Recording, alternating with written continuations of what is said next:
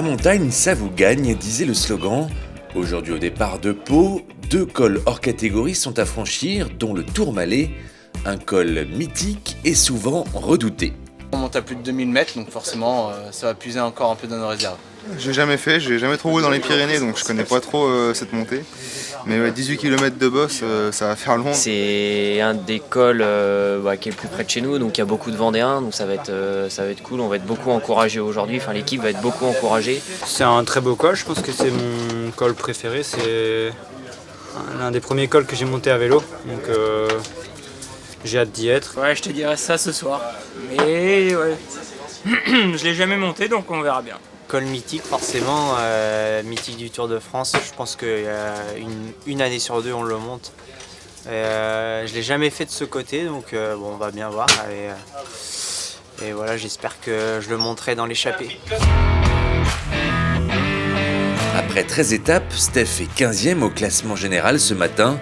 Ce week-end montagneux va être décisif. Oui, c'est sûr, c'est une étape importante. Et oui, c'est une étape de Pyrénées avec 3 grandes montagnes.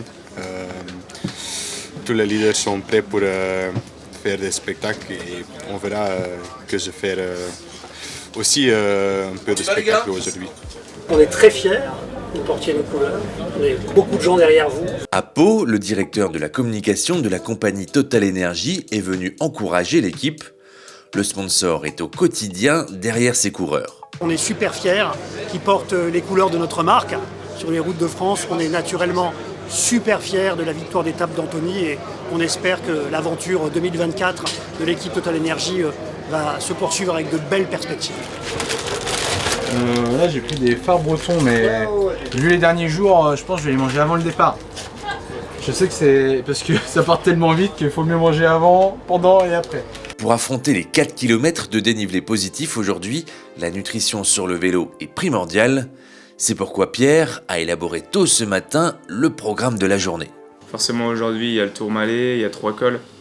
Il y a des périodes comme ça où c'est très compliqué de manger. Donc en fait ils vont essayer d'avoir des boissons qui sont quand même plus glucidiques, des gels et des choses qui sont quand même aussi plus glucidiques pour pouvoir essayer de mettre moins la main à la poche, tout en essayant d'approcher des grammages qui sont assez élevés et qui correspondent à leurs dépenses sur le vélo. Sur une étape de 4 heures, on va estimer quasiment 1000 calories dépensées par heure, donc on est à un bon 4000 je pense. Sur une étape qui n'est pas si longue que ça, donc c'est une bonne intensité. Chaque heure, là c'est même par rapport aux minutes, on doit manger assez de glucides pendant la course, donc c'est pour se rappeler qu'il faut manger aussi parce que dans l'effort on n'est pas forcément, on pense vraiment qu'à la course, donc c'est important d'avoir ce petit truc en plus sur la potence, ça mange pas de pain comme on dit, en plus d'avoir le parcours de marquer dessus, donc c'est parfait. Ouais, du coup j'ai fait mon petit marché avec des gels, on a des fleurons, on a des rice cakes aussi, des phares bretons. Donc on a tout ce qu'il faut pour la course aujourd'hui.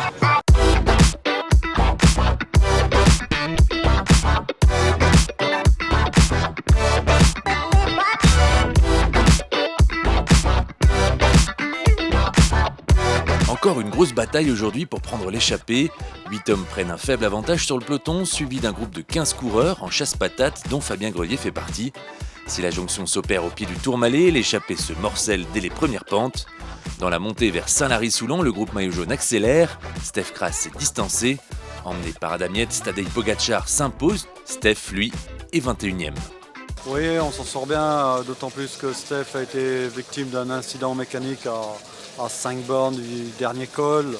Il a fallu changer de vélo, donc c'est toujours un effort qu'on paye malheureusement dans le col.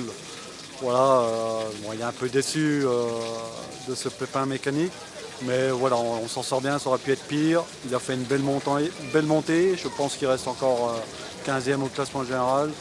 Pour une première étape dans les Pyrénées, c'est pas mal. Et demain, une nouvelle étape difficile avec arrivée au sommet, donc on va voir.